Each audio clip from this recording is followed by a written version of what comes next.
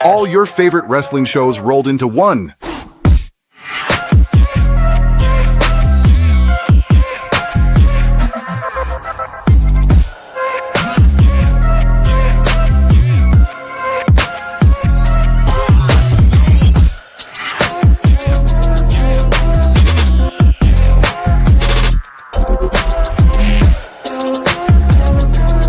Welcome to the We Book It podcast. Let's start the show.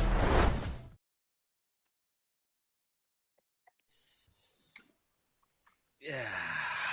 Well, welcome everybody to another episode of the We Book It podcast. I am your host, and now three times Book It World Champion of the world, baby. Bullshit, that's right. Okay. Your host, Virgil, This in shit the got building. an asterisk next to it. I love it. Weak I love ass every intro. moment of it. I love Weak ass every intro with moment an of it. asterisk You right know next why? to it. Do you understand why I love every moment of it? Because of who I beat, and for the other one who's hating because they can't be me. First ever 3-time Book It World Champion, baby, right here. You already know. I'm the creator. I'm the originator. I'm the greatest. I do this every single day. Now, that's just me. I also have with me my esteemed co-host, the workhorse of the We Book It podcast, the legend, the great one, that man, Coachman. Hello, everybody, and I just want to remind everybody to make sure you believe, like I believe in Ted Lasso and Joe Hendry. Yeah, we got some controversy here, fellas. We got some controversy here after last night's Saturday night's main event. We got to get to the bottom of this. This is interesting.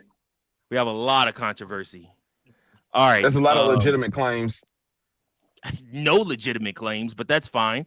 Next up, You're right. of No course, legitimate claims of your title reign. You fucking right. driving in a car, talking, looking like he's gonna go rob somebody. You, nigga. Fuck out of here. Hey, Virgil, I'm coming for you. Virgil, I'm coming for you. Oh, man. I can't see I can't see the haters with my winning shades on. You already know.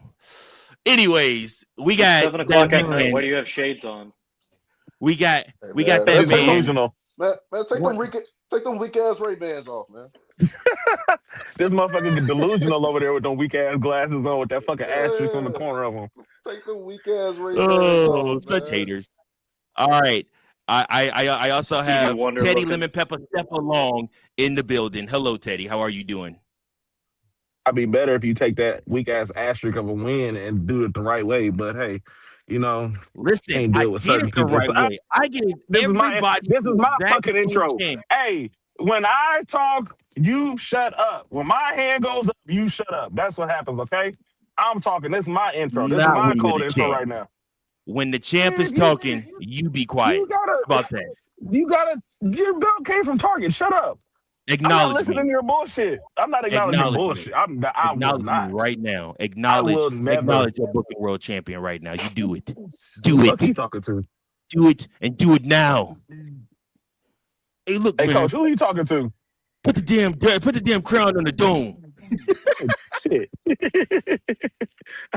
I'm gonna kick you with these lemon pepper steppers is what I'm gonna do. You keep talking shit the way you is. I don't know who you think you talking to. Young man, sit your ass down and respect your others. That's what you do. I'm the champ. That's who I am. What are you? Paper champion. Anyways, That's what you are. all right. So next Tell him again. See, You're a Next paper up. champion.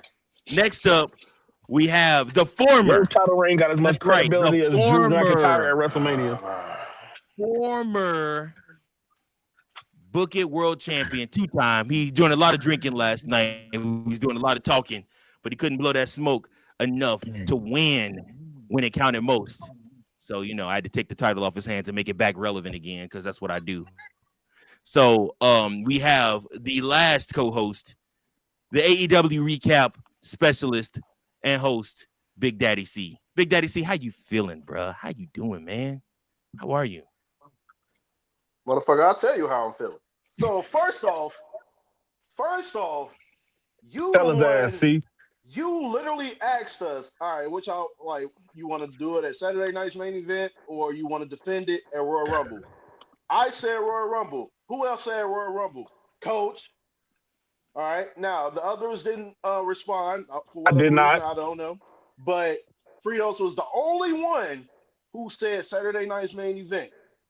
And you being the CEO of the We Book It, you That's just correct. disregarded 2 votes to do it at the Rumble, which would have made perfect sense. And you was So the we one didn't have talking a shit. tiebreaker vote. We need to No, have. We need to nobody I have a was else. the tiebreaker tiebreaker Nobody vote. else vote. voted. You can't be a tiebreaker vote because you only count as one, not two. Yeah. And then But I'm the CEO. So my vote counts No, that twice. don't I'm the mean chief. shit. You don't have it. You don't have the. You never said you here's had the controlling vote. and here's the thing. He was talking shit. So yeah, let's do it at the Rumble. So C is guaranteed to lose it, right? I'm like, all right, bet, whatever. You know, it's more fair. It's gonna be like more logical that I lose because if we do the Rumble, we gonna have to pick somebody that more likely they have a like slim chance to win it because we're talking 30 people for each match. He gives in the Fritos and decides to do it at Saturday night's main event. All right, we got 4 matches. We get to that event. The first match, scrap. It's not even official. And on top of that, before we even get to that, we had the tiebreaker, which only 3 people actually gave their tiebreaker. Me, Teddy Long, Coach, and Virgil. Only 4 of us had the tiebreaker. Had a tiebreaker. Fritos didn't get one. Tank didn't get one. So there's another situation there, controversy. All right, and we finally get to the paper. We finally get to the event. First match, it's a scratch because it didn't even start. And Virgil was the one like, yeah, Drew got involved, so I get an extra point. But then when it gets to the last match, in which me and Coach both predicted that Drew was going to get involved to some extent. Yeah, it was after the match, but he got involved. And then all of a sudden, Virgil said, oh, yeah, it doesn't count because it happened after the match. Yet his counted when there was no fucking match to begin with. So, So question. that takes away Big Daddy C. Big Daddy C. What you saying is collusion. because the bell Collusion. never rang. You're saying because the bell never rang for a match to even take place, there is no real tiebreaker for Drew interfering because there was no said match, right? Exactly. Just So that how means it's a 3-way. So that means it's a 3-way tie because 3 of us picked the same winners for the rest of the card, right? No, I got mine was like 2-1 because I got EO. I didn't guess that one right. So a 2-way EO, tie yeah, will be between me and Virgil then because I picked the correct card. And Fritos. And and Fritos. Fritos. And by default, because there is a 3-way tie and the tiebreakers don't come into play because Drew got involved when there was really either no No match match. at all or it happened after the match. And Virgil can't let one go and not let the other go. That means it's a 3-way tie. And because there's a 3-way tie, by technicality, because it's happened before when somebody retained, coach retained because there was a technicality, because there was a tie by the end of everything. So you would I still be should still be champion, is what you're champion. saying. Yes. I Yes. would honor that. And if anybody Even didn't though know already, I'm new here, if anybody didn't know already, I would we honor in that. homie court right now. We in homie court. Mike has been taken to homie court, and we giving Oh, we're out using all of government our names now. yes. Oh yeah. Yeah. And so Yeah, I would like nigga. to So what you bring got to to say the for I would like to yourself? bring to the stand Mr. Ryan. He's going to give his testimony on this situation here. Thank you, sir. As you can see, he has provided all of the evidence, and we have the text message thread as well that indeed the match never started. And even on Bleacher Report, they claim it is a no contest because the bell never rang. So it is indeed a scratch. Fair point there for the scratch. That's okay. We understand that part. But wouldn't said tiebreaker in that scratch match also be a scratch? If the match never happened, you cannot count the scratch. Mm-hmm. Oh, that means that you can only count 3 out of the 4 matches.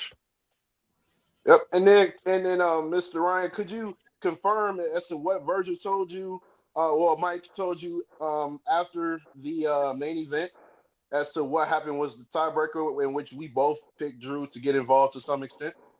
Yes, I believe it was. Doesn't count. I'm the new champ. ... 3-time. Yada yada yada. Not acknowledging. Yep. Thank you, Ryan. All right, Mike. You can give your defense. Okay, couple of things. First and foremost, I started the We Book It channel as a love and an ode to wrestling. And Fritos made this glorious championship, the Book It Championship, that It is wasn't so even a coveted. championship. It was Booker of the Year, which is not really a championship title name. But go ahead. Anyways, Fritos created this. It was his brainchild, and then through an episode, we all decided that this glorious championship would start being defended, right? And because we decided that we had to set ground rules, correct? The tiebreaker has been in effect since last year, where we kept tying and we needed to have a definite winner.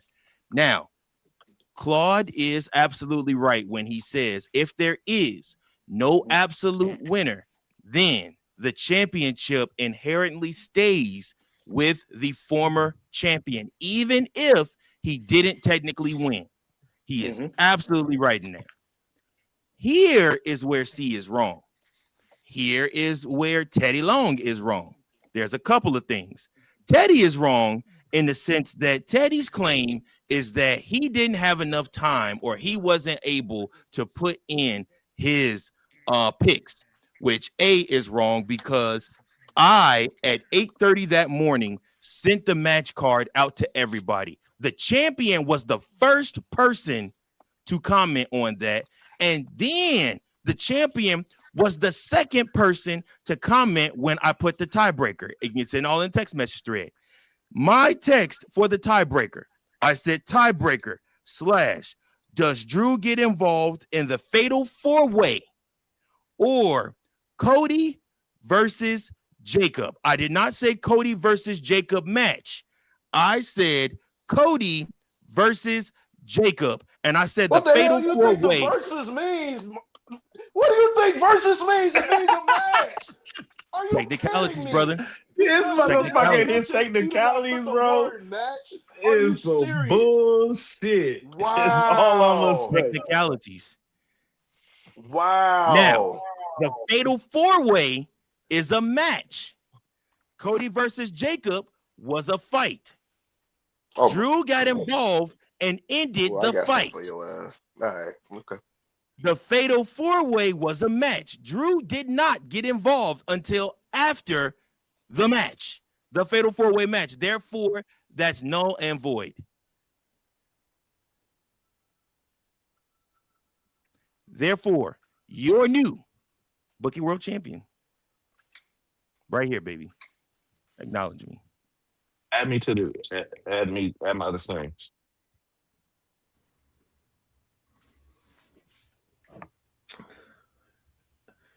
Okay, that sound good, but you and your technicalities are some bullshit, sir. Listen, Versus, I didn't say Jacob. can- I didn't say Jacob versus Cody match. I said Jacob versus Cody. The fuck are we having? It's a fucking Saturday night main event match. The match cards of the night were Cody versus Jacob Fatu. Match card, not just Jacob versus Cody, Mr. Technicality. listen. It's okay. I understand that you don't want to give it up and then have to fight for it again because you know you're not going to win next week, and you want to hold on to a victory that has a big ass asterisk next to it while you're drinking out of a mason jar with that long ass sippy cup. It's okay to be wrong, Mister. I started this, Mister V. You sound something like Vincent Kennedy McMahon. That's how you fucking sounding right now. Listen, there always has to be a villain. And if you want to make me the villain, I'm perfectly fine with that. I'm okay being the villain. Sure. But make damn sure when you're talking about me being the villain, you also mention 3 times champion too. Oh yeah. Yeah. I just got something to say too.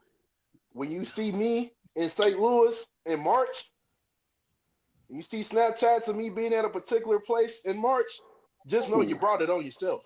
All right. When you see me at this venue singing "If It Isn't Love" and "Can You Stand the Rain" and singing "Doing Just Fine" and "It's So Hard to Say Goodbye." And Motown Philly is back again with New Edition and Boyz II Men and Break My Heart and Tony Braxton. When you see me there, just know you brought it upon yourself. Just know, all right. Since you want to be paper champion, controversial champion. Since Paper champion. Tell him about since you himself. want to do that, I got you. Just know. Listen. I don't want to hear nothing. I don't want to hear nothing in March. Listen. Man, why you ain't invite me? See, why you ain't invite me? See, yeah. You already did invite me. We already talked about the concert, and I told you I wasn't going. You didn't say you weren't going. You said I you did. think about it. You ain't got to lie, Craig. You ain't guys got are to lie, Craig. Anyways, welcome in everybody. 16 minutes later at a homie court. Your booking world champion, current booking world champion, am excited because we are on the road to the Royal Rumble. There is so much going on. Saturday night's main event happened last night where I won. And like I said, I want to get you guys' thoughts. Saturday night's main event. Was this the best Saturday night's main event since they brought it back, y'all? Go ahead, Coach. Tell us first. Oh yeah, absolutely. This was easily the best Saturday night main event. It's just been kind of a letdown, honestly, with all of the, they hype it up. The first one was okay. It could have been better, but we gave it some leeway again because it was the first Saturday night's main event in a long time, and it's slowly just became a house show that was televised, and a lot of people didn't like that. So, and especially they hyped up Cena's final match on Saturday night's main event. Everyone thought, okay, well then this one has to be good. So it wasn't. So I think the expectations were low, but I think they brought the standard up for what a Saturday night's main event should be like. Will it stay like it? I'm not sure. But the way it started out was perfect. I thought the matches were great, especially AJ and Shin in their face-off. I was surprised how long they were given, but screw it. I thought it was great. Yeah, I mean, it definitely is the best Saturday night's main event they've had, but if we're being honest, let's look at the comparison of what they were up against. The bar was low. Right. Very true. Go ahead, C. Yeah. It was. I give it a nice little B plus. It was good. I would have wanted. I still wanted. You would have wanted to retain your title, but that couldn't happen either. Go ahead. Sorry. No. You were fucking milking the shit with your fucking asterisk next to your win. Yeah, that's milking it. Silence, Teddy. Silence. It is not your turn yet. It is not your turn yet. I wanted the evil goth babes to win the championship. You said the evil goth babes. Yeah. I wanted them. I wanted Roxy and Liv to win it. God, I'm not sold on Rhea and Io being tag team champions. It just, there's no point in my opinion. Like they were just duking it out for the Women's World Heavyweight Championship, and now they're tag team champions. Like, make it make sense. Like, I'm not saying that they have to be back into the World Heavyweight Championship picture, but like why are we making them tag team champions? Like, you still got Charlotte and Alexa Bliss. You still got Nia Jackson. I want to say Jakara Jackson, but Lash Legend. But yeah, like you got teams out there. You got Becky and Lyra. Like you got not Becky and Lyra, Bailey and Lyra. And like, why are we settling for Io and Rhea? Like Io and Rhea. That's their fucking tag team name, but it's stupid. But anyway, yeah, I just that was the only issue I had with with the event. Just I would have wanted Liv and Roxy to win. But yeah. Okay, go ahead, Teddy Long. Big C, I hear a lot of bias in your response, just because I feel like you like the little goth booty chick girls. But No. Like, you look, gotta remember. You gotta remember. that Listen, aside, I you just gotta want to say, remember. EO and Red go back to NXT days. well, yeah, Like they have a storied friendship outside of them competing for the World Heavyweight Championship. Like even when they're not fighting each other, they always have those little segments where it's like their friendship always shows. So it makes sense for their tag team, unlike a Alexa Bliss and Charlotte, who are more so enemies pinned together to turn into frenemies in a sense. And you're just waiting on that. Whereas in Ria's and Eos is more so like if they break up, it's because of they need to separate and become on a singles run again or something like that. But as far as everything else goes with Saturday night's main event, the best match to me honestly was AJ and Shin, and then going back and being able to see that somebody put a side by side of their New Japan Pro Wrestling match when they fought for the title back then, like how they basically redid that match for us to see that. For those of us who never watched New Japan Pro Wrestling, for us to see that and get to watch that match, like it was beautiful. It was like literally poetry in motion watching that match. So that by far is one of my favorite matches to watch of the night. So yeah.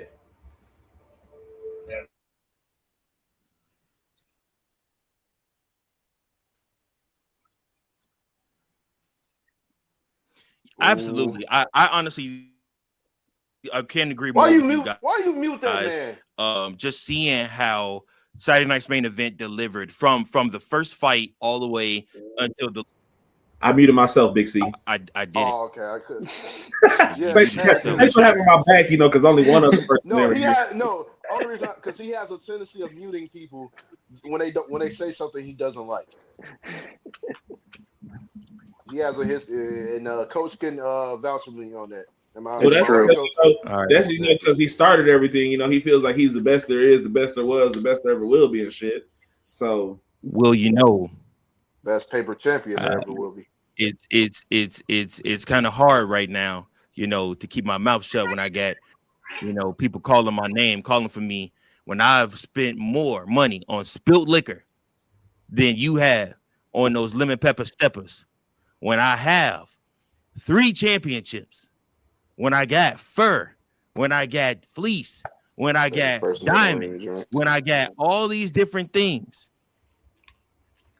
I mean, I'm a Rolex wearing, diamond ring wearing. I don't see no diamond ring. I don't see no Rolex. I don't have a diamond ring. I don't have a Rolex. I don't see no fur. I was trying to cut a Ric Flair. Ric Flair. Don't make me have to go upstairs and actually get some lemon pepper steppers, sir. But you know what I do have? I do have the Booking World Championship. Anyway, like I was saying, I thoroughly enjoyed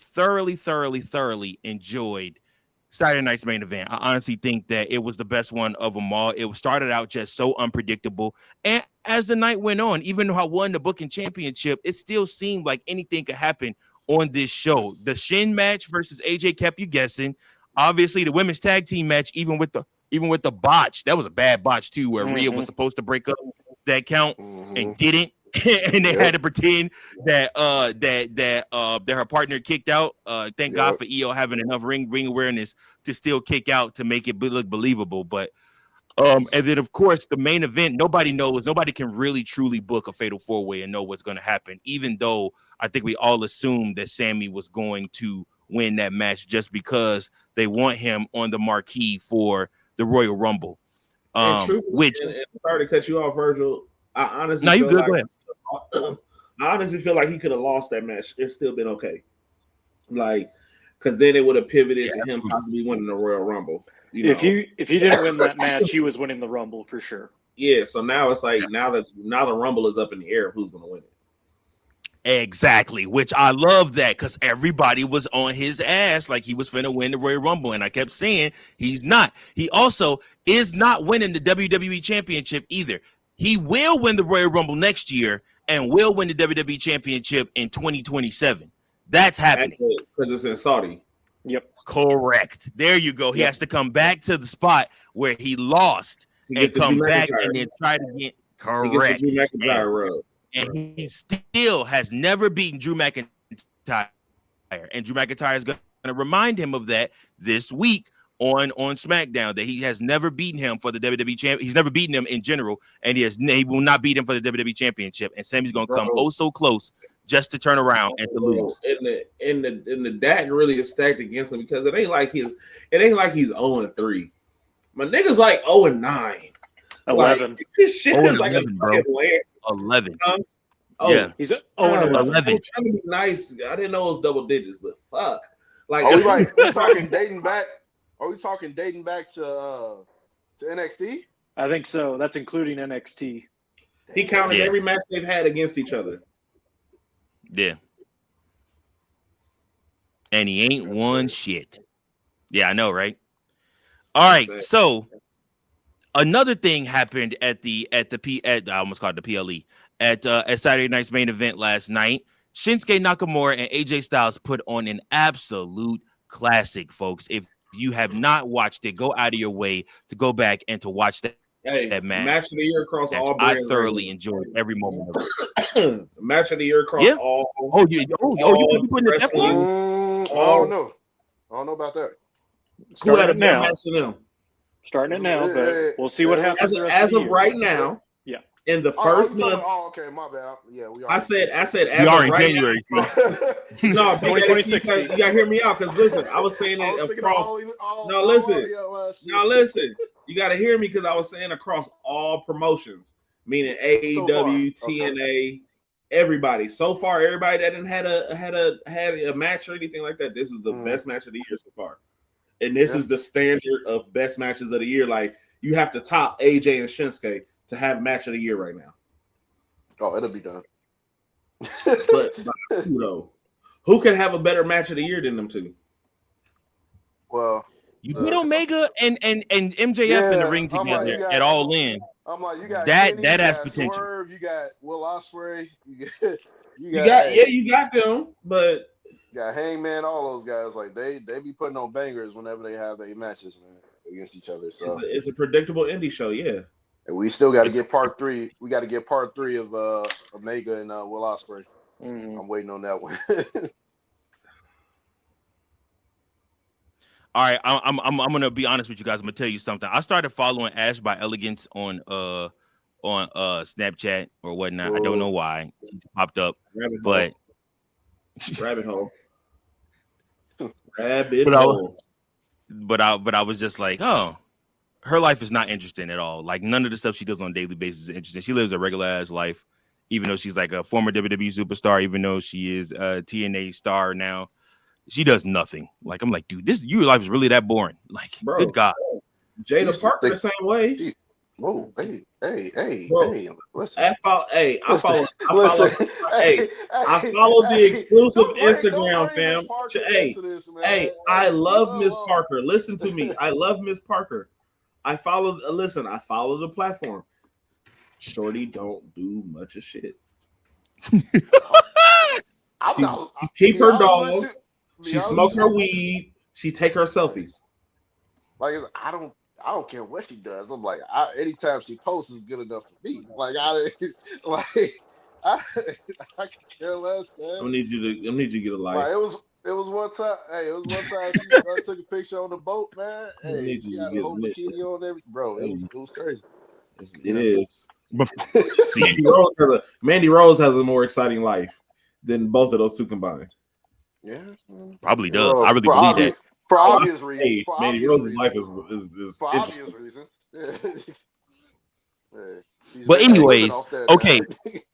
So back to what I was saying. So Shinsuke accidentally revealed through an Instagram post that AJ is retiring on Saturday after the Rumble. So WWE has since asked Shinsuke to remove that. He had to remove that post, but the cat's out the bag. Enjoy AJ Styles this week. And because next week, I think AJ is retiring. He was given the option of when he wanted to retire. AJ actually chose to retire at the Rumble. Why? I don't have any clue. But family, he already stated it. Yeah. He's already stated it. No, I think he's asking why the Rumble. No. Yeah. But that's why he's It AJ's makes all sense. his interviews. He's always talked about being with his family because he got a kid that's either a junior or senior in high school right now. Right. It makes sense for it to be Think at the about it, Rumble, they're about though. to graduate. Why not? If they're about to graduate high school, why not retire now and have the rest of the quarter of the year to be at home with your kids and family and not be on the No, road? I get it. Yeah. Coachman. I'm saying, like, because it's not the. Oh, my bad. What'd you say? I was just finna say to Coachman, Coach, listen, you hate Gunther already. And it's not the good hate either. It's not the Dom Mysterio hate. No. It's like the go away off my TV hate. I don't want to see your Oh, ass at Randy all. Orton hate. No, worse than that. No, No, not worse even than that. Not even that. Worse than that. Randy Orton hate. Everybody hate a different way. No. You think he hates him more than I hate Nikki Bella? Oh shit. Ooh, C might have me beat on that one. More than I might hate. have me beat on that one.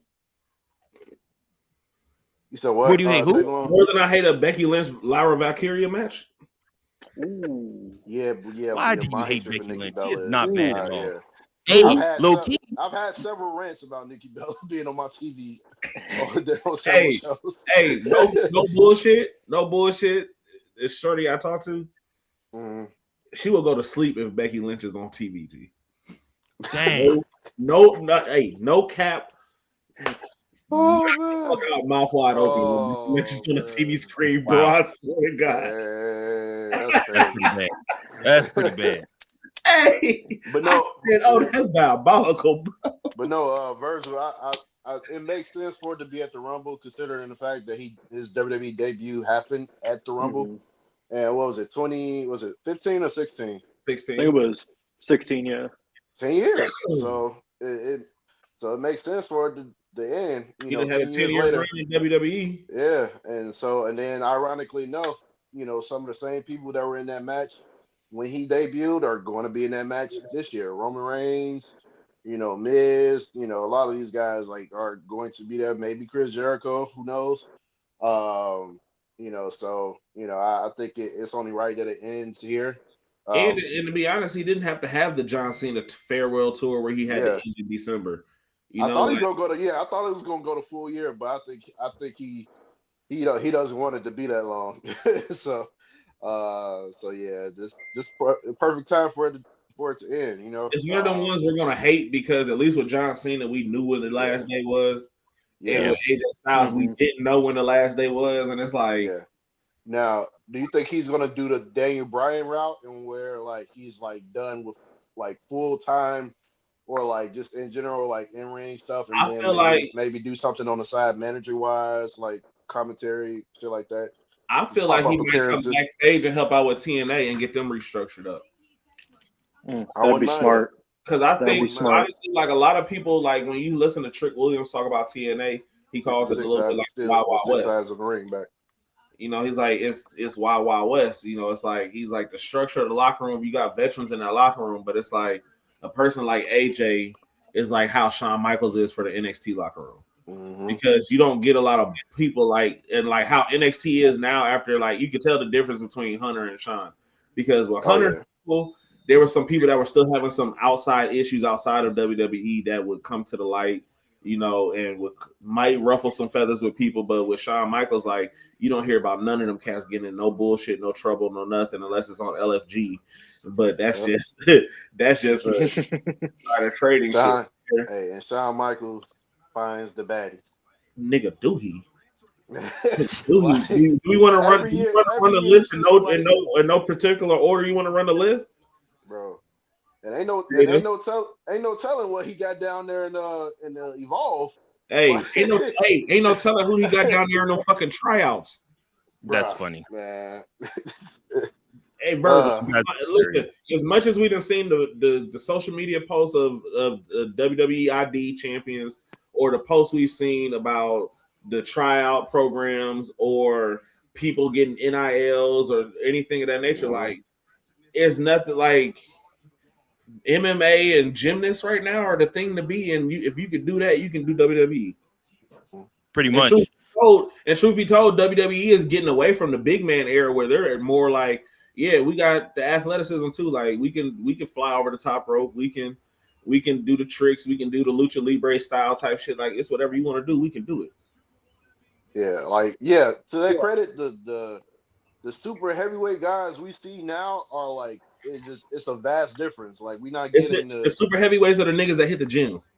Yeah, like you know, like Roman, he's a heavyweight. He's like heavyweight. Like there ain't no he's more like Mark Henrys.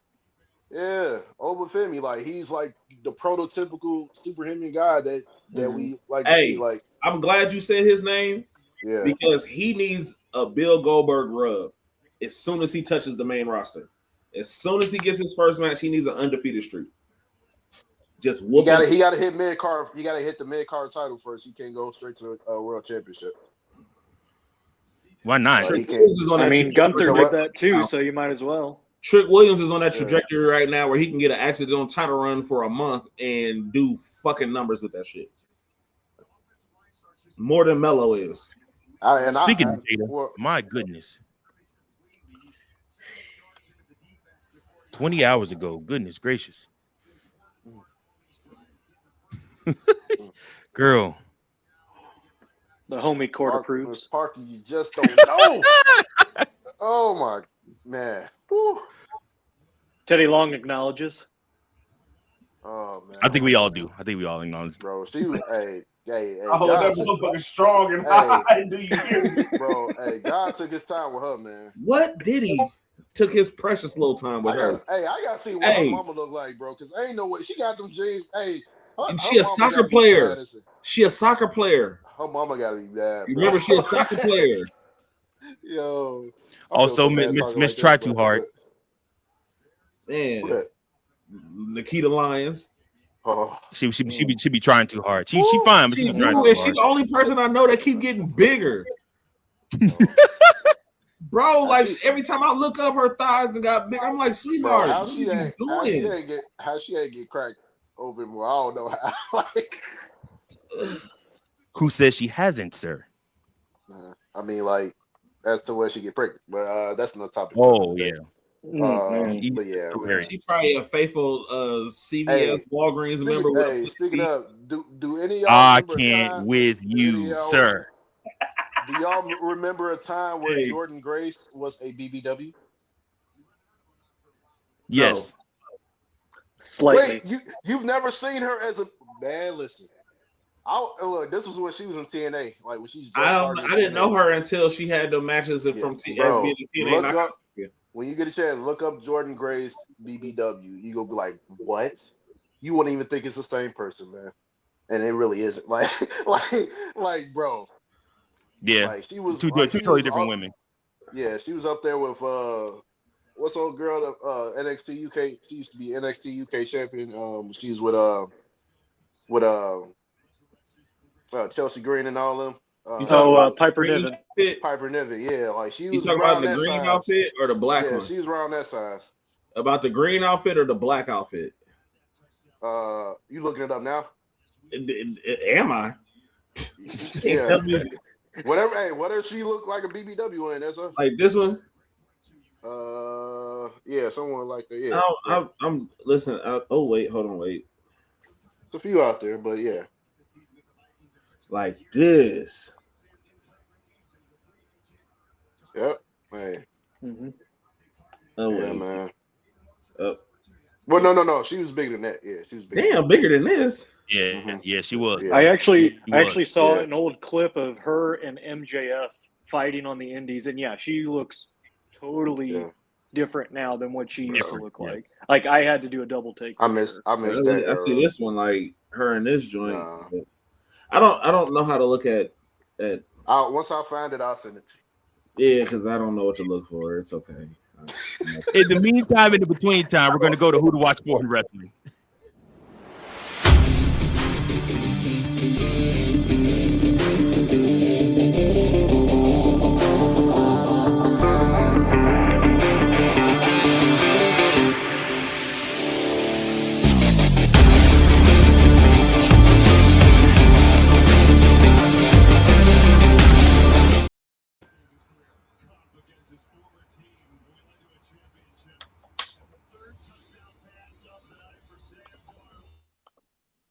All right, so we are here for who to watch for. Looks like Sam Darnold threw another touchdown pass from what I heard in my headphones, so that's good for them.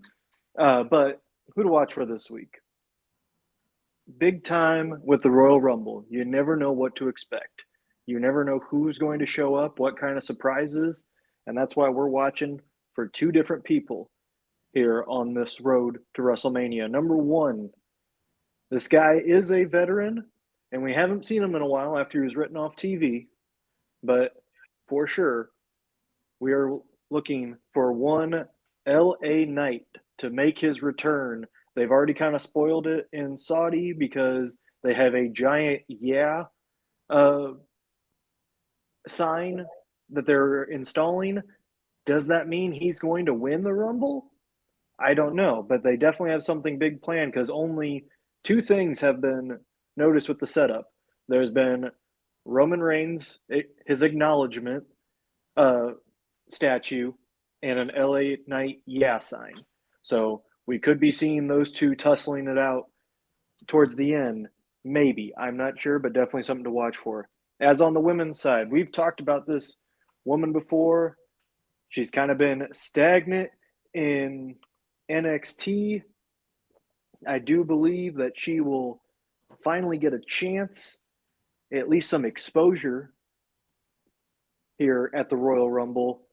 And that is one, it's a shame C's not here to see this, one Jada Parker, who has been rumored to make her debut at the Royal Rumble. And that's who to watch for this week in wrestling.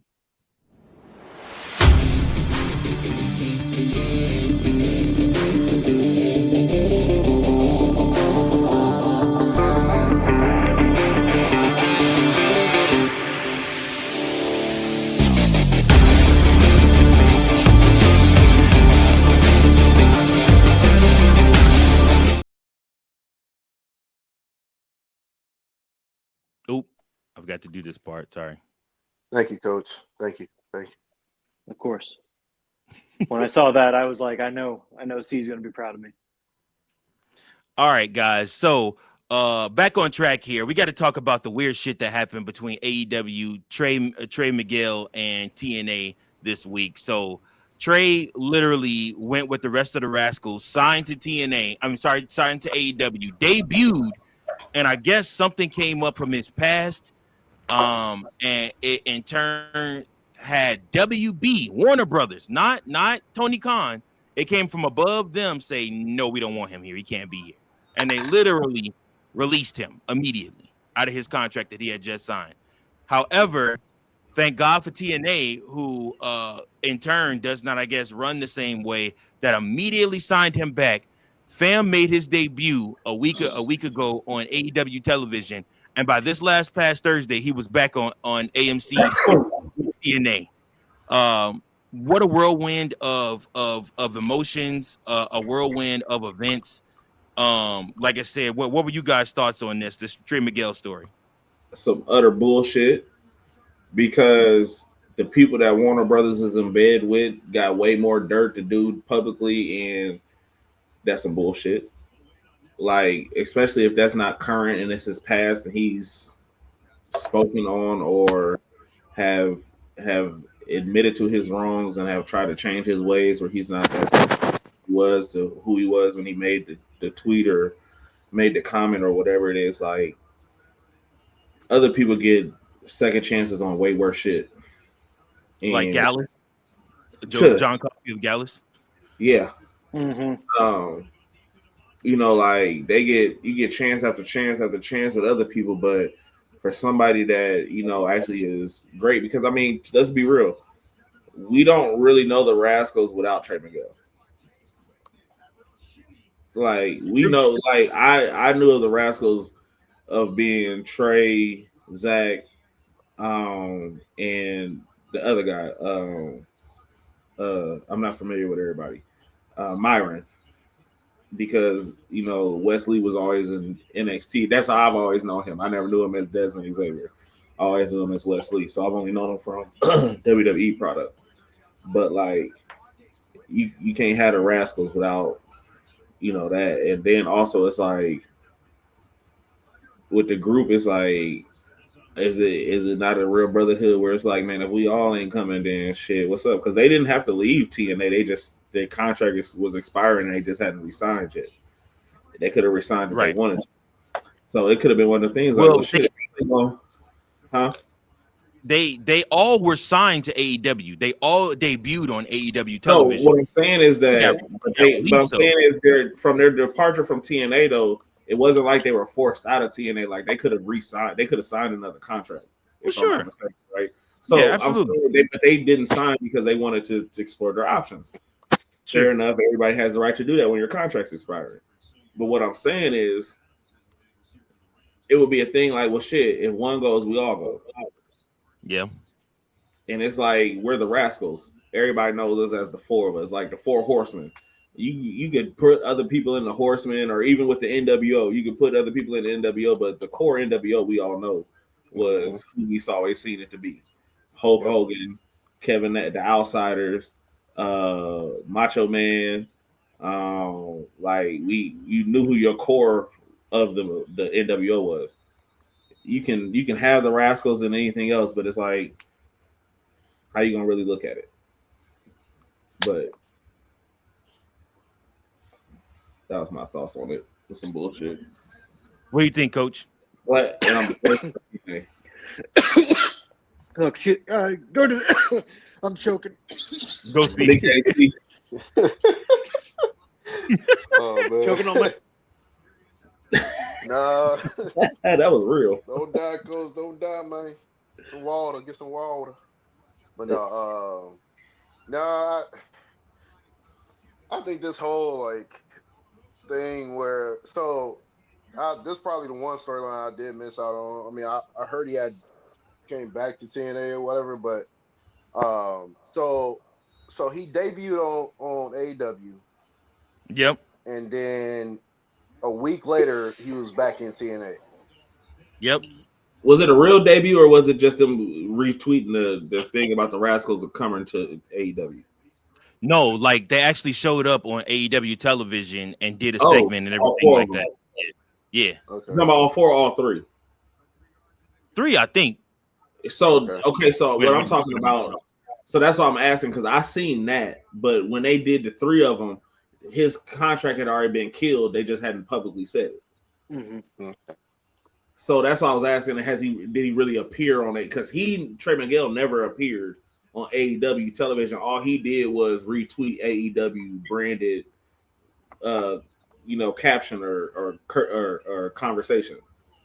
Because when AEW posted it, then they all posted it to their socials.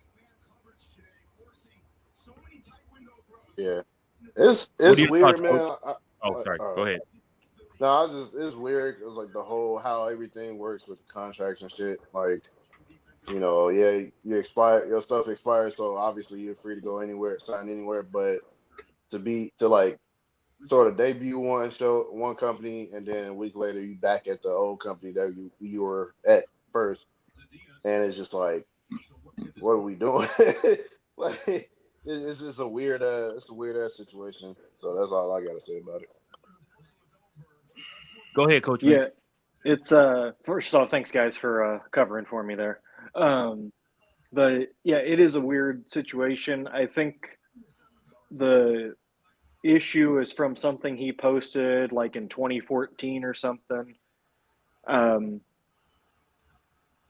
Yeah, it doesn't seem right, but I think he's going to take this as an opportunity for himself to maybe be that single star, because he's always been with the Rascals. It's always been a tag team. He's very rarely done anything in the singles sphere. So maybe this is his chance to break out.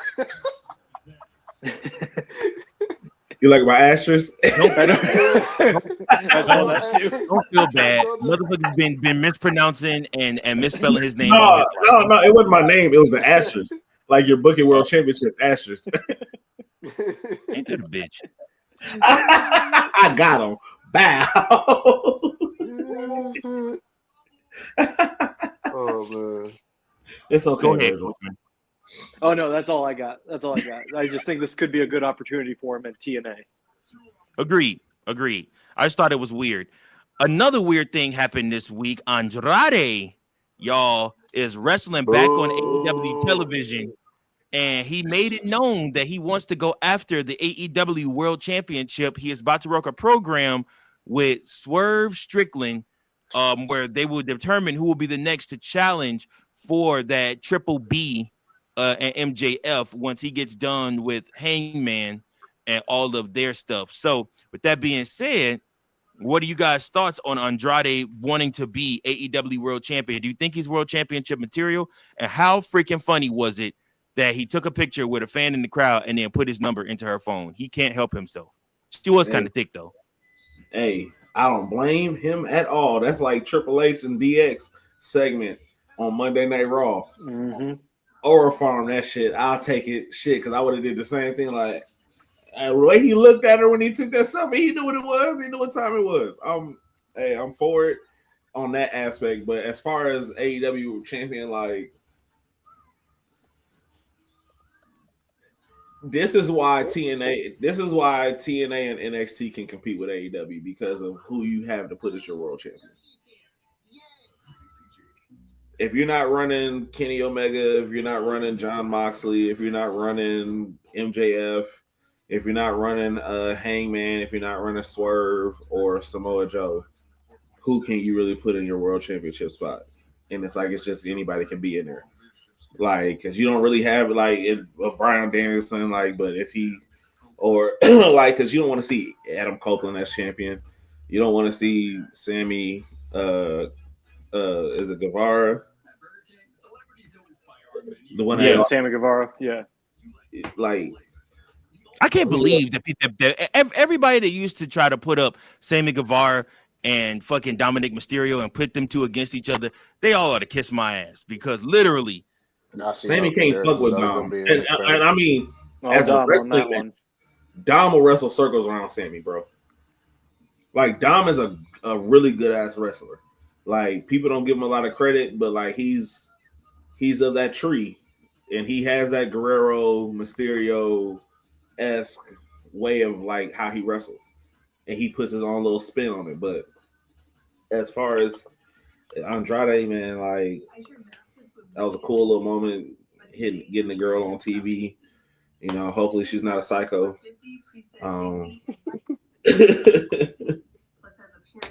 I mean, good job, Alberto Del Rio Jr.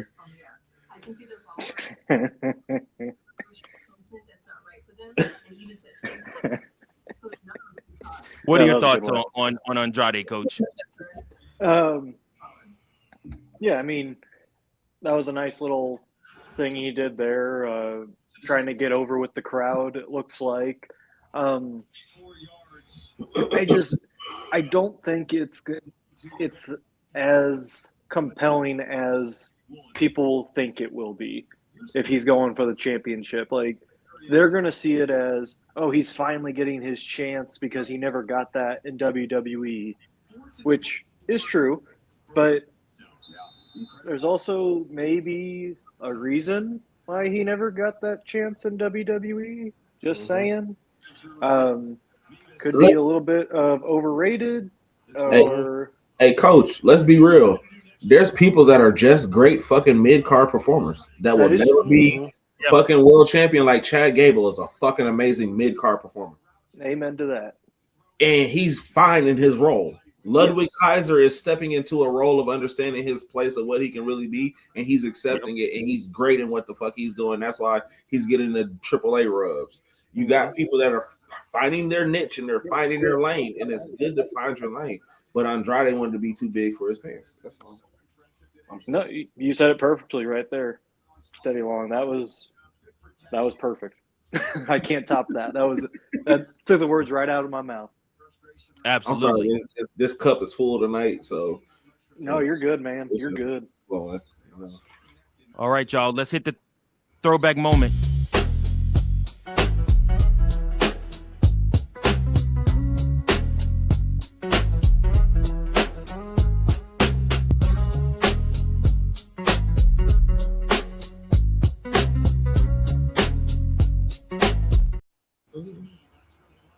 Alrighty. Throwback moment of the week. Since we're in the season of Royal Rumble, I'll take you back to a year in which 2008, where Madison Square Garden, last Royal Rumble that we had in Madison Square Garden. Um, this entire pay per view had some great matches. You had Randy Orton versus Jeff Hardy.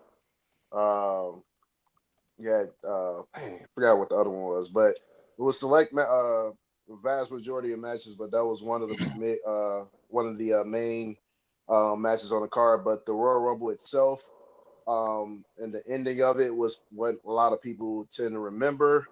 As we all know, featured various moments in there. You had Triple H, who was like a year removed from returning to WWE after tearing his quad. He was in this match. And you had some of the legends go at it. You had Roddy Piper and Jimmy Snuka and Mick Foley and all these guys going at it like the old days. You had Kane in there eliminating people like crazy, like he used to do. But when all else failed, and you had number 30, and literally 3 or 4 months removed from getting injured, everybody thought it was going to take about 6 to 8 months before he came back. John Cena makes a return that a lot of us still talk about at the Royal Rumble in 2008. Shocks the entire damn world, and the commentary to this day is still some of my favorite to go back and listen to at that moment, because you had 3 commentary teams at the time. You had Jim Ross and Coachman, I believe, that was on SmackDown. Mm-hmm. You had Jerry the King Lawler and Michael Cole. No, it was Michael. Yeah, it was Michael Cole and Jerry the King Lawler, and then you had Taz and Joey Styles from ECW. So all of them just going crazy, and marking out to this moment. And John Cena comes in and goes ape shit, like throwing Carlito and Mark Henry out of the ring, and then we know the last 3 people was him, Triple H, and Batista. And I think Kane was that 4th one too. And it came down to Triple H and John Cena. John Cena eventually wins by giving Triple H the FU over the top rope. And he wins that match. He goes on to what we thought was WrestleMania, but it was No Way Out because he cashed it in early, and which he lost. Well, he won by DQ, but that ended up leading to a triple threat match between Randy Orton, Triple H, and John Cena, which Randy Orton retained. So that's throwback moment of the week.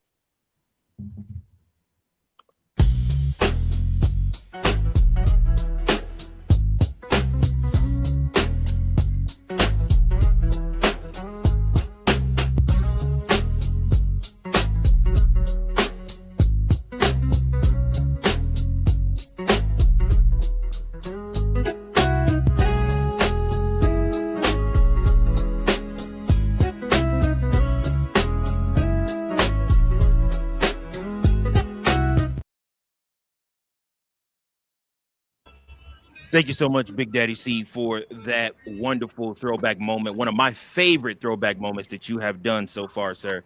Last but not least, last topic of the night, y'all, that I want to hit on, and I think you guys kind of started talking about it.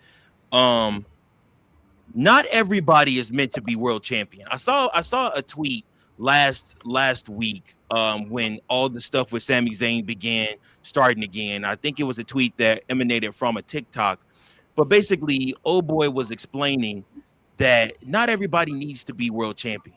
Like, the world championship is supposed to be reserved for the upper echelon of talent. Now, in this time, we've seen people like Jey Uso become world champion. We've seen, people that necessarily didn't need to be world champion, would have been fine with championships. Mahal, the modern day Maharaja, that nigga, The Maharaja. did not need to be fucking world champ. I'm sorry, he did. Carry on, Virgil. I'm sorry. So sorry. Thank you. But yes, so like I said, that this is one of those things, guys, where we are headed into a time where they're getting ready to try to push Sami Zayn and give him the world title. We understand that. I'm gonna just be totally honest with y'all. It's not gonna happen this year. Sami Zayn is not gonna win the world championship this year.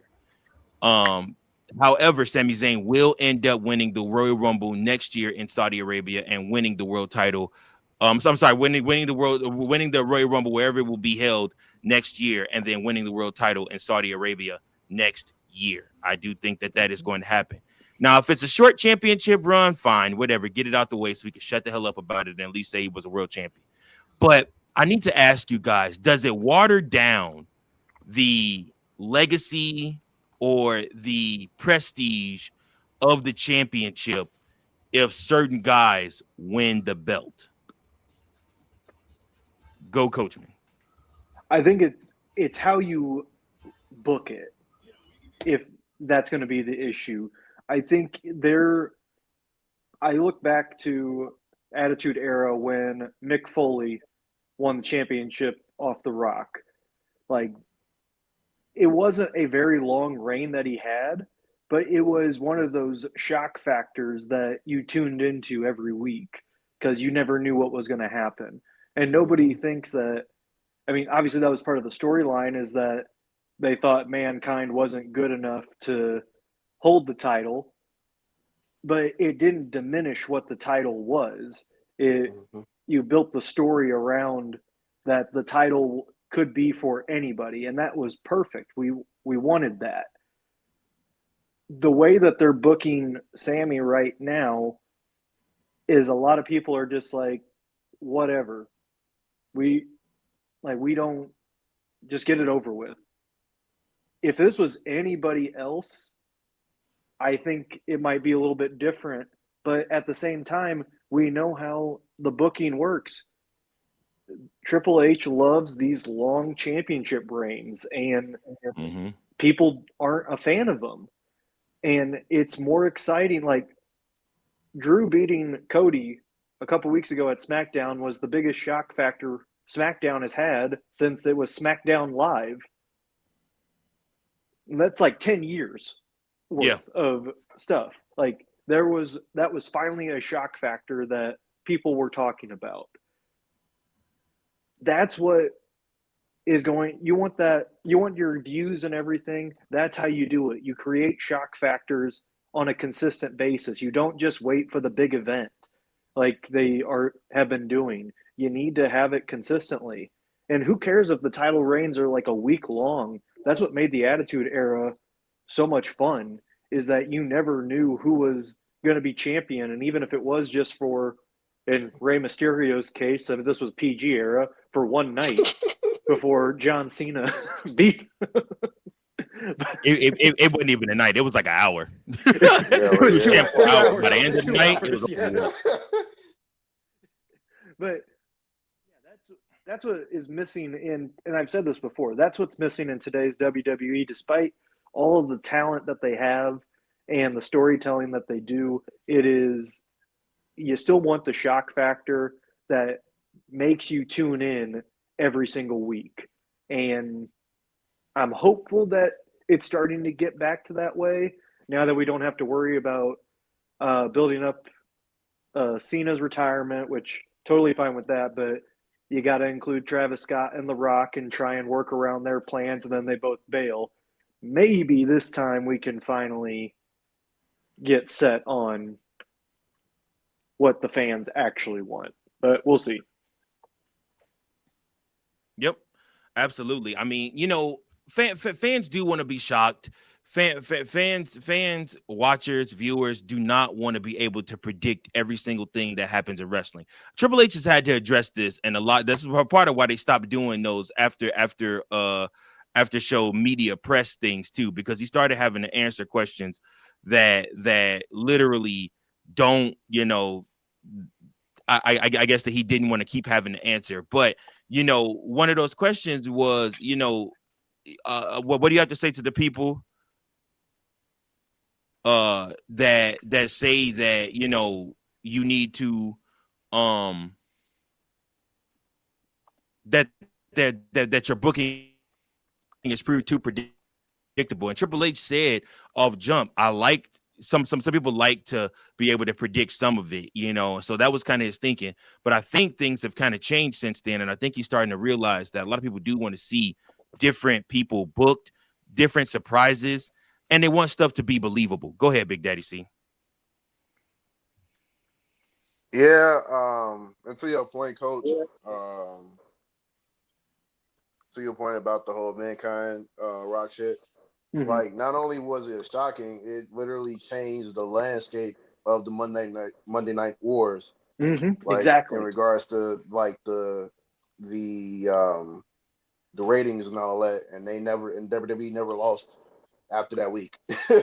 Like they started kicking WCW ass from that point on. And so sometimes, like like you said with booking, like it's not just about like who the person is, but how you book it and how well the WWE universe like basically like feeds off that, how they react to that. Yeah, his reign, like Mankind's reign, wasn't long, but it had people talking about it. And it actually had people believing in him even more. Regardless of if he was a heel or face, it didn't matter. And so, and the same thing with we look at even like I feel like it's not even just with the world championship, even with tag teams, like how like Reigns just they don't last long as we will want them to, but like this that shock factor, like when we had Jay beat Braun Breaker for the IC title on a random Monday Night Raw, nobody expected that. Just like little things like that, and I feel like the same thing we need to get that back. With the world championships. That's for both brands. So like I think you just never know what you might get, and I think we did get a shock factor on SmackDown within the last 10 years. Even though it might piss some people off as to how it happened. Oh, Yeah, the 5-6 seconds Kofi see, Kingston. I wasn't even thinking of that Yeah, because to be honest, it wasn't a shock factor. It was like, really, we're going with this? This yeah. is the best Well, I could come up with. Yeah. it was the shock at how quick the match was. No, it wasn't, because when the music hit, you immediately looked at the clock to see how much time SmackDown had left. Oh yeah, I wasn't thinking about that. I totally forgot. I totally Facts. forgot As soon about as his And they music had hit, 9 how o'clock much too. time they had. as soon as That, Brock yeah, music hit, I knew it was some because bullshit. that was the debut of them being on Fox. It And was Fox debut. yeah, and so I didn't realize how much time was left. And then, but That was yeah, a Fox call. yeah, that's yeah, but yeah, like shock value, man, and I think it's been a while since up until Drew and Cody, that they've had that, and so I think that's something they should be able to keep doing. Like, don't like all these long title reigns. I feel like after Roman's, after Roman and Cody had their long run, I feel like we're at a point where like we don't need to have that anymore. Long title reigns, yeah. Like I think it would be nice to see a lot of these young up and coming guys really get their shine, and like really have an opportunity. Because the fact I think about with Jeff Hardy, how long it took him to win the championship, and he finally win it, and then he drops it like a month later, and then he gets another opportunity, he wins it, and I think he had one successful title defense, and then he loses that, and then he wins again, and then he loses the very next pay per view to CM Punk. So it was just like That but sound even like then, yeah, even something like that, it was still shocking. Like we didn't expect Jeff Hardy to beat Triple H and Edge in a triple threat match. We didn't expect Jeff Hardy to beat Edge in a ladder match. We didn't expect um, Jeff Hardy to win the championship back against CM Punk at the Night of Champions. And then we didn't expect CM Punk, to cash in. We didn't expect him to win a TLC match against Jeff Hardy. Like all those things matter. Like things like that, it matters to us fans. Like we like to see, we like unpredictability. Like we like that, So I feel like if we can get that going forward, it would be nice. What's your thoughts, Teddy Long? So Big C. That sounds like Sasha Banks, don't it? Oh, her and Charlotte. Can Yeah. win them, lose, win, lose, Yeah. never hold the title. Was always It it was was between like her losing to what? Bailey It and was like 2 Charlotte months, and right? Becky. It was like 2 months. They was going back and forth, and they had like almost every type of stipulation match, and they just kept trading the title. Bro, she kept Yeah, I losing that remember that shit. motherfucker. She couldn't hold the title for shit.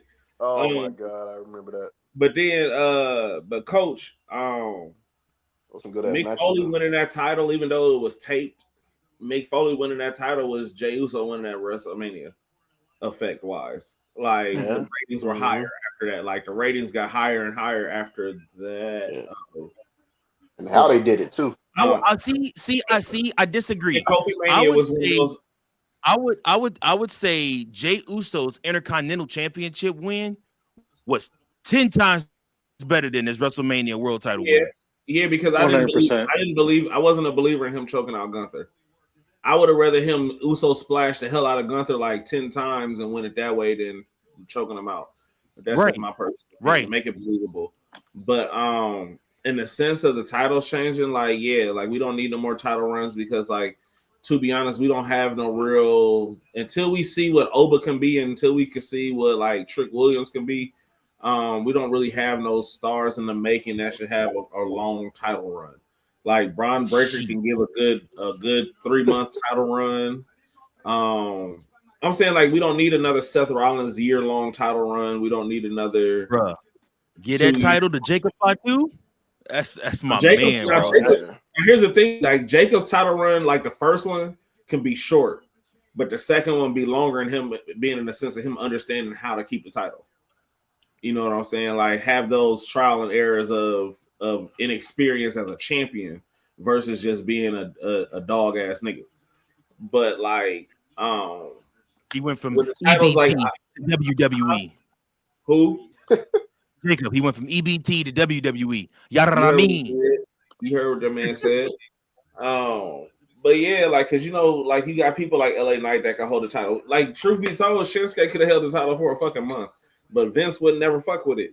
Like, a lot of the champions will get buried just because of poor creative, and we're seeing that through Unreal with certain people. But like, if I truly be honest, man, if they let like people like Bobby Roode and Abyss just like really get to cook, like they got good production matches, man. Like they produce some real good shit in a new modern way versus the old way, like Bruce Pritchard and all them like to have it done. But yeah, titles can change just how they've been changing the women's US title and the women's Intercontinental title and the men's US title. Like they can keep it going, like, but like no bullshit. Like as far as champions in the making that's already there, like Triple H has a chance to do something big, and he can make Javon the youngest champion, like he did Randy, and it could be a black man, and he can erase a lot of what's the word I'm looking for? I get tongue times. Skepticism. Yeah, that shit. He can erase a lot of that shit with putting Javon as the youngest black and youngest WWE champion of all time. And Randy would be okay with that because it would make sense because Randy gave him that rub when they had that match in St. Louis. Mm-hmm. Like that would be the passing of the torch to make that happen. Not to say that he win it off of Randy, but like he can win that title off of he can win it off of somebody, especially the world title. But I can see Javon with the undisputed one because it got that bling to it. Keep him away from Brock Lesnar. Keep him away from. Hopefully, Brock is retired by the time all that happens. Like Jesus Christ, he got to be retired. Keep him away from Brock Lesnar. You know how it is. I'm pretty sure SummerSlam's it for Lesnar. Hey, right? Because it's in Minneapolis. All right, so now everybody, it's time for our favorite segment of the night, Frito's Fave 5.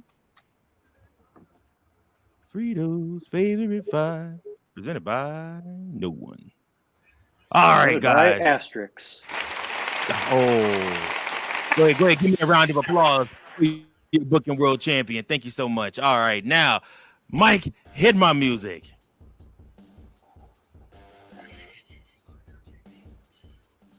Oh, there we go. Yeah. Now it's time to do the Fritos Fave 5. Coming in at number 5, guys, they put on one hell of a match last night. Could have closed out most shows, especially house shows, but definitely TV shows and maybe even a PLE or two. AJ Styles versus Shinsuke Nakamura is your number 5 on the Fritos Fave 5.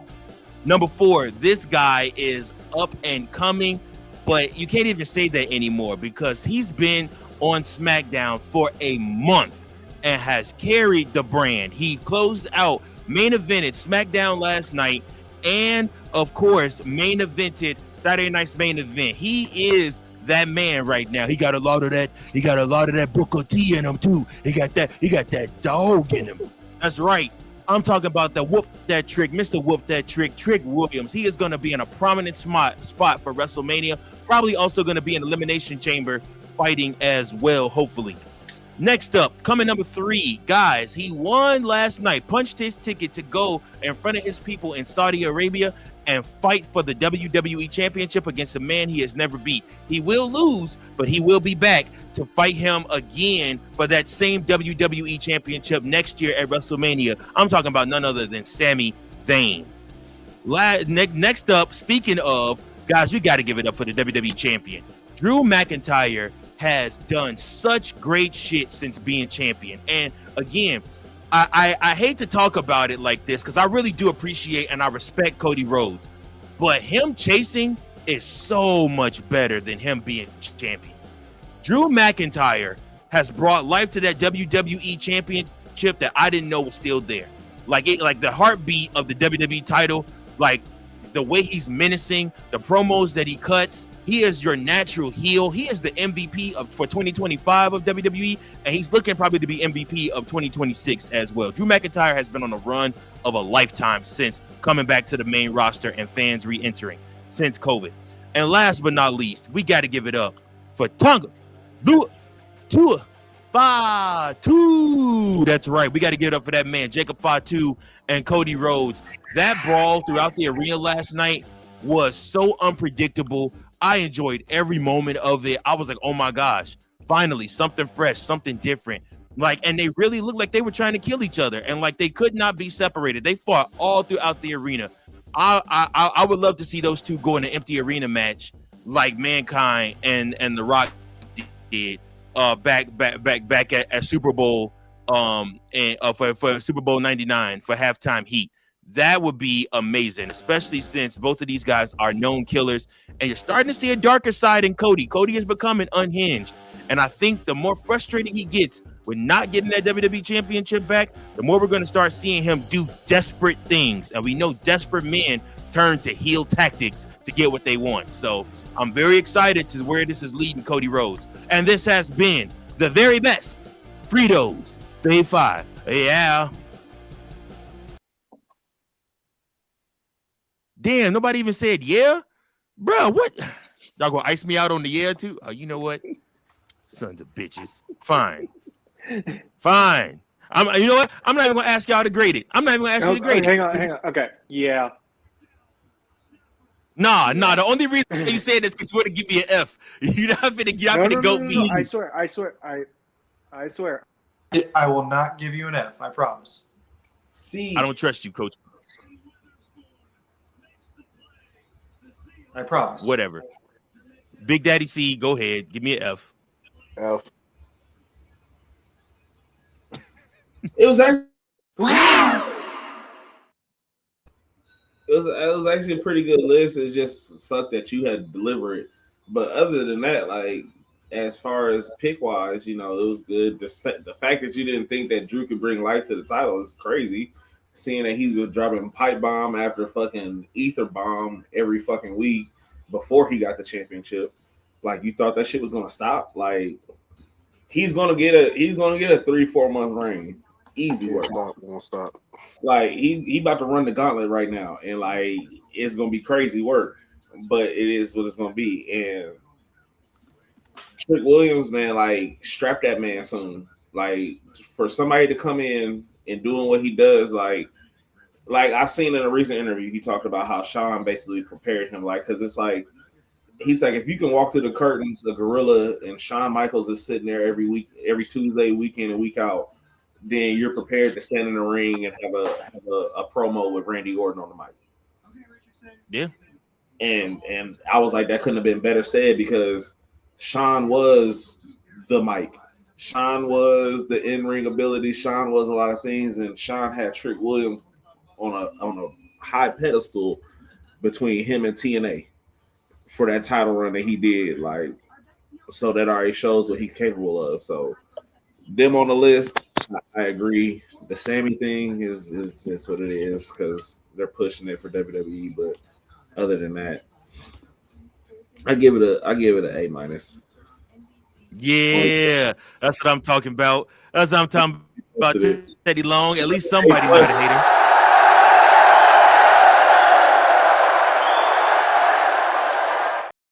I would have rather the Notre Dame guy hosted, but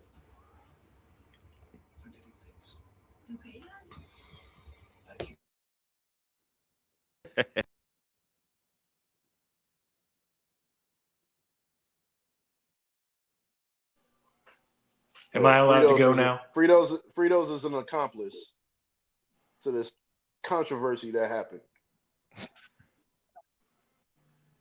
Go ahead, Coach. There is no Virgil. I am not going to give you an F. I did think it was a really good list, like Teddy Long said. So I am, in fact, giving you an A as well. Okay? A for asterisk. Yes.